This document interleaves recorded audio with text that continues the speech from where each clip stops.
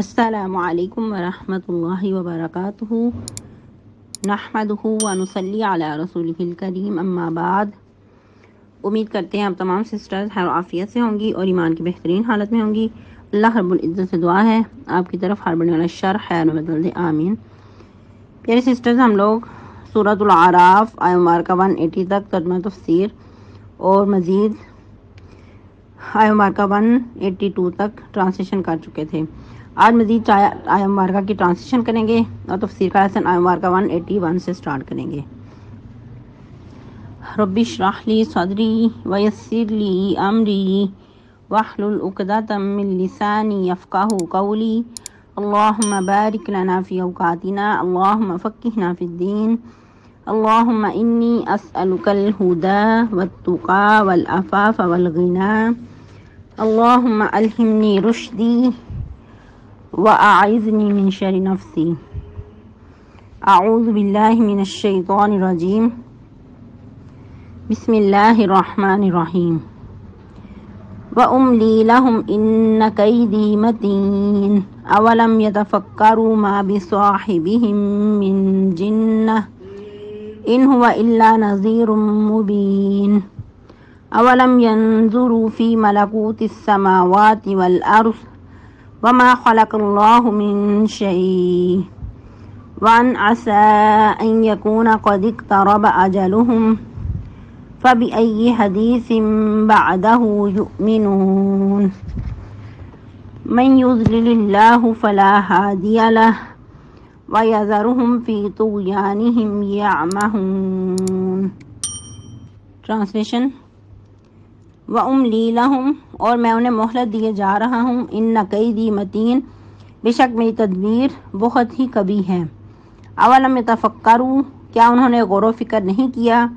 مَا بِصَاحِبِهِم مِّن جِنَّةٍ،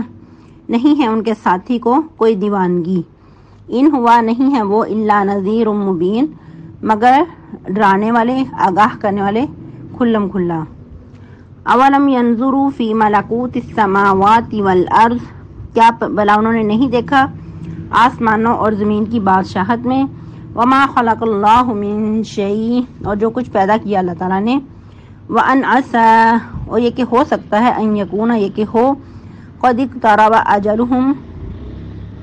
قریب ہی آ چکا ہو ان کی موت کا وقت، فبأی حدیث بعدہ یؤمنون، تو وہ اب اس بات کے بعد کس چیز پر وہ ایمان لائیں گے۔ من یضلل اللہ، جس کو اللہ گمراہ رہنے دے، فلا ہادی لہ، تو نہیں اس کے لیے کوئی ہدایت دینے والا، وَيَذَرُهُمْ، اور چھوڑ دیجیے انہیں، فی طغیانہم یعمہون، وہ اپنی سرکشی میں بہکتے پھریں۔ تفسیر آیہ مبارکہ 181 سے۔ وَمِمَّنْ خَلَقْنَا أُمَّةٌ يَهْدُونَ بِالْحَقِّ وَبِهِ يَعْدِلُونَ، اور ان میں سے جو پیدا کیا ہم نے، ان میں سے ایک امت قائم ہے ہدایت پر، حق کے ساتھ، اور وہ اسی کے مطابق فیصلے بھی کرتے ہیں۔ اس سے مراد تمام لوگ، جتنی بھی دنیا اللہ سبحانہ و تعالیٰ نے پیدا کی ہے، ان میں سے ایک امت سے مراد امت محمدیہ صلی اللہ علیہ وسلم ہے۔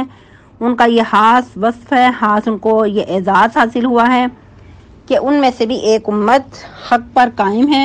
اور اسی کے مطابق وہ انصاف بھی کرتی ہے، عدل پہ قائم ہے۔ یہی صفت ہم نے پیچھے بھی پڑھی تھی آیہ مبارکہ 159 میں۔ وہ وصف کس کا تھا؟ قوم موسیٰ علیہ السلام میں سے ایک امت کا، کہ سب لوگ ہی ایک جیسے نہیں ہیں، بلکہ قوم موسیٰ میں ایک امت حق پر قائم ہے اور اسی کے مطابق وہ فیصلے بھی کرتے ہیں۔ تو یہ اللہ سبحانہ و تعالیٰ کا ہمیشہ سے ایک اصول رہا ہے کہ ہر وقت، ہر دور میں ایک گروہ، ایک امت حق پہ قائم ہے، جو کہ دین کا کام کرتی ہے اور اللہ سبحانہ و تعالیٰ کے کلمے کو بلند رکھتی ہے۔ جیسا کہ حدیث مبارکہ بھی ہے اس میں سیدنا جابر بن سامورہ سے روایت ہے، رسول اللہ صلی اللہ علیہ وسلم نے فرمایا، یہ دین ہمیشہ قائم رہے گا، یعنی کہ حق پہ ایک جماعت قائم رہے گی، مسلمانوں کی ایک جماعت اس کی خاطر لڑتی رہے گی یہاں تک کہ قیامت قائم ہو جائے۔ یعنی کہ ایک جماعت کو خاص یہ شرف حاصل ہوگا کہ وہ گمراہیوں کے خلاف بغاوت کرتی رہے، اللہ کے دین کو قائم دائم رکھے اور جہاد کرتی رہے، اور یاد رہے کہ یہ جہاد قیامت تک کے لیے قائم رہے گا، کیونکہ حق اور باطل الگ الگ ہو جائے، کھرا اور کھوٹا الگ ہو جائے۔ اور یاد رہے کہ جہاد نہیں امت محمدیہ کی بقا ہے، لیکن افسوس کے ساتھ کہ آج ہم نے موت سے ڈرتے ہوئے جہاد کو ترک کر دیا تو پھر پستی ہمارا مقدر ہو گئی۔ اور ادھر جو حدیث مبارکہ میں ایک امت جہاد کرتی رہے گی، تو یاد رہے کہ جہاد جو ہے وہ اسی معنی میں استعمال ہوتا ہے، یعنی کہ باطل کے خلاف کوشش کرتی رہے گی، تغدو کرے گی، انتھک محنت کرے گی، وہ چاہے تلوار کے ساتھ ہو جہاد یا بذات خود نفس کے ساتھ جہاد ہو۔ تو ہمیشہ ایک امت جہاد کرتی رہے گی باطل کے خلاف، تاکہ اللہ کا کلمہ بلند رہے، حق و باطل کا فرق واضح رہے۔ اسی سے ملتی جلتی ایک اور حدیث مبارکہ ہے، نبی صلی اللہ علیہ وسلم نے فرمایا کہ ہر امت میں ایک گروہ ایسا رہے گا جو حق پہ قائم رہے گا، اس کی تعداد کم بھی ہو سکتی ہے اور زیادہ بھی۔ اور مزید طویل حدیث کے مطابق فرمایا کہ فلاں کے اتنے گروہ ہو گئے، فلاں اتنی گروہ میں بٹ گئے، تو پھر مختصر فرمایا کہ امت محمدیہ 73 فرقوں میں بٹ جائے گی، ان میں سے ایک فرقہ حق پہ قائم ہوگا جو کہ قیامت تک کے لیے جہاد کرتا رہے گا، اسی پہ قائم دائم رہے گا۔ اور یاد رہے کہ نبی صلی اللہ علیہ وسلم نے یہ جو حدیث بیان کی، پیشین گوئی کی، فرمایا کہ 73 گروہ، ان میں سے ایک فرقہ ناجیہ ہے، باقی تمام کے تمام جہنم کی طرف بلا رہے ہیں۔ پھر مزید وہ حدیث مبارکہ بھی یاد کر لیں کہ نبی صلی اللہ علیہ وسلم نے ایک لمبا چوڑا خط کھینچا اور فرمایا کہ یہ صراط مستقیم ہے، اور اس کے گردا گرد چھوٹے چھوٹے خطوط بھی کھینچے، چھوٹی لائنیں کے لکیریں کھینچی، تو کہا کہ یہ ٹیڑھے رستے ہیں، جو ان پر چلے گا وہ گمراہ ہو جائے گا، جو سیدھے رستے پہ چلے گا وہ صراط مستقیم پہ گامزن رہے گا۔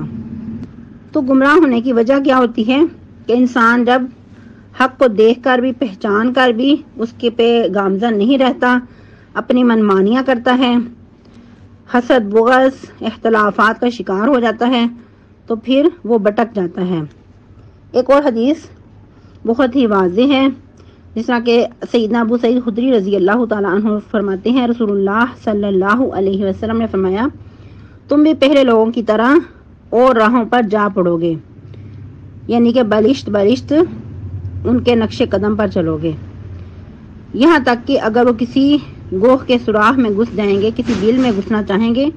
تو تم بھی ان کے پیچھے ہی اس میں گھس جاؤ گے۔ تو صحابہ کرام نے عرض کیا، اللہ کے رسول صلی اللہ علیہ وسلم، ان لوگوں سے مراد کیا یہود و نصارہ ہیں؟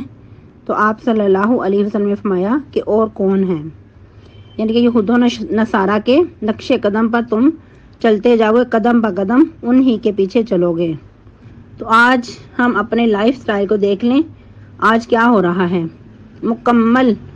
ان کی ہی لائف سٹائل کو اپنایا جا رہا ہے، یہاں تک کہ جو ان کی مصنوعات ہیں وہ بھی ہم انہی کی استعمال کر رہے ہیں، ان کے علاوہ جو اپنی معیشت ہے وہ کمزور سے کمزور کیوں ہوتی جا رہی ہے،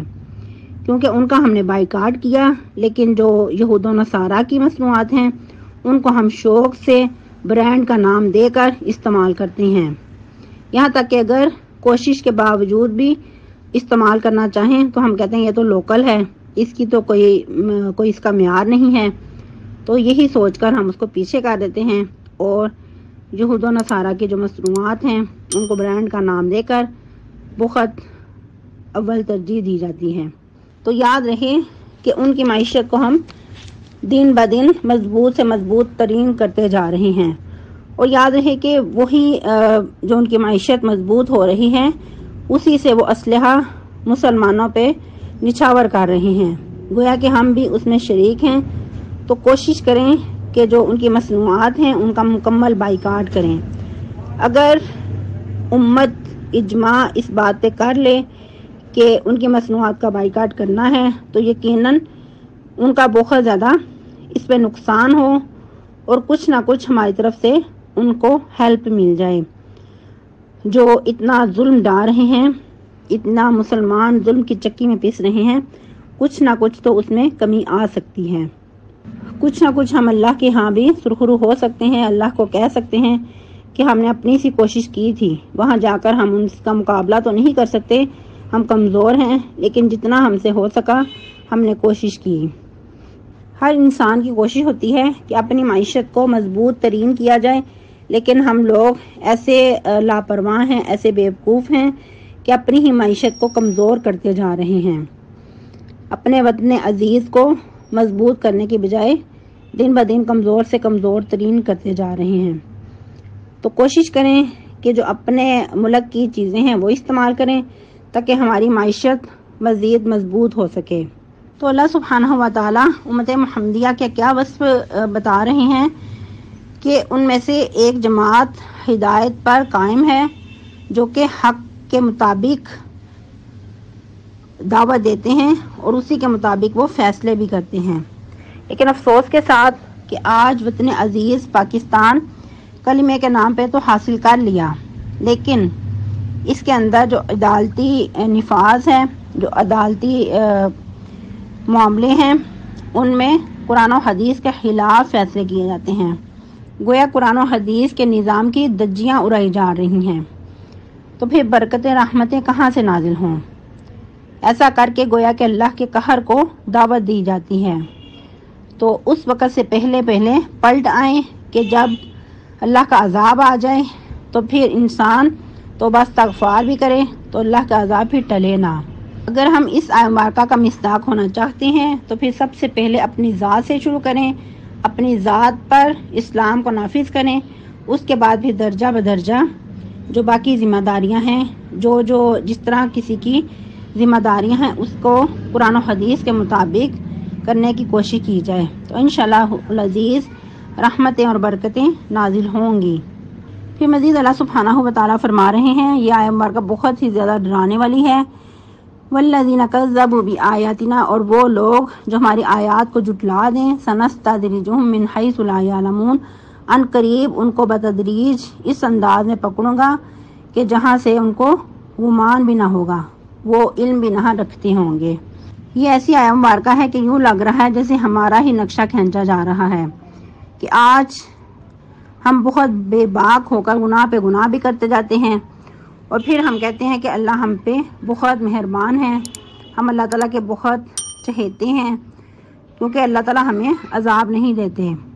تو ایسا نہ ہو کہ اسی خوش فہمی میں انسان رہ کر اللہ کے عذاب کا شکار ہو جائے، تو اس سے پہلے ہی غفلت کی نیند سے پلٹ آئیں، کیونکہ اللہ تعالیٰ فرما رہے ہیں کہ جنہوں نے ہماری آیات کو جھٹلا دیا ان کو آہستہ آہستہ کھینچوں گا، اس انداز سے کھینچوں گا، اس انداز سے ان پر عذاب نازل کروں گا کہ ان کو معلوم بھی نہیں ہوگا۔ پھر ساتھ اللہ تعالیٰ فرما رہے ہیں وَأُمْلِي لَهُمْ، میری جو مہلت ہے اور میں ان کو ڈیل دیے جا رہا ہوں، میری ڈیل بہت طویل ہے، ان کو ایسے انداز سے ڈیل دوں گا کہ ان کو معلوم بھی نہ ہوگا۔ ان قیدی متین، بے شک میری تدبیر بہت مضبوط ہے۔ کہ ایسے انداز سے اللہ سبحانہ و تعالیٰ تدبیر کرتے ہیں کہ انسان کو علم بھی نہیں ہوتا کہ اللہ سبحانہ و تعالیٰ کیسے انسان کو کھینچ کر عذاب کا شکار کر دیتے ہیں۔ اس کے بارے میں حدیث مبارکہ بھی ہے، نبی صلی اللہ علیہ وسلم نے فرمایا بے شک اللہ تعالیٰ ظالم کو مہلت دیتا ہے یہاں تک کہ جب اسے پکڑتا ہے تو اسے پھر مہلت نہیں دی جاتی، اس کو بھاگنے نہیں دیا جاتا۔ پھر اس وقت آپ صلی اللہ علیہ وسلم نے یہ آیت مبارکہ تلاوت فرمائی، وَكَذَلِكَ أَخْذُ رَبِّكَ إِذَا أَخَذَ الْقُرَىٰ وَهِيَ ظَالِمَةٌ، سورہ ہود کی آیت مبارکہ ہے کہ اسی طرح تیرے رب کی پکڑ بہت سخت ہے جب وہ کسی بستی کو پکڑتا ہے، بے شک اس کی پکڑ بہت زیادہ بہت دردناک اور سخت ہے۔ کہ ایک دفعہ ہی پھر اللہ سبحانہ و تعالیٰ انسان کو پکڑتے ہیں اور انسان کو اس بارے میں وہم و گمان بھی نہیں ہوتا کہ کیسے اس کی پکڑ ہو جاتی ہے۔ جیسا کہ پہلی امتوں پہ بھی طرح طرح کے عذاب آیا کرتے تھے، اور ایک مقام پہ آتا ہے کہ اس طرح ان پہ عذاب آیا کہ ان کی بنیادوں سے عذاب آ گیا، اور اس بارے میں ان کو بالکل بھی خبر نہیں تھی۔ تو ابھی بھی وقت ہے، اس سے پہلے کہ اللہ سبحانہ و تعالیٰ کی پکڑ آ جائے، اللہ سبحانہ و تعالیٰ کے ناراضگی کا انسان شکار ہو جائے، تو پلٹ آئیں، غفلت کی نیند سے پلٹ آئیں، اور جو دنیا کی رنگینیاں ہیں ان سے اعراض کرتے ہوئے اپنے مقصد حیات کو پہچانیں، اور جو دو روزہ زندگی کے دھوکے میں ہم مبتلا ہیں اس سے ہم نکل آئیں۔ اور اس میں یاد رہے کہ ہم دنیا کو بالکل چھوڑ کر ایک سائڈ پہ تو نہیں ہو سکتے، لیکن اگر ہر کام سنت کے مطابق کریں گے اور اللہ کی رضا کو سامنے رکھیں گے تو انشاءاللہ ہر قدم اٹھانا بھی عبادت میں شمار ہوگا۔ اللہ سبحانہ و تعالیٰ ایسی ہی توفیق عطا فرمائے، آمین۔ سبحانک اللہم ربنا و بحمدک، نشہد ان لا الہ الا انت، نستغفرک و نتوب الیک۔ والسلام علیکم ورحمۃ اللہ وبرکاتہ۔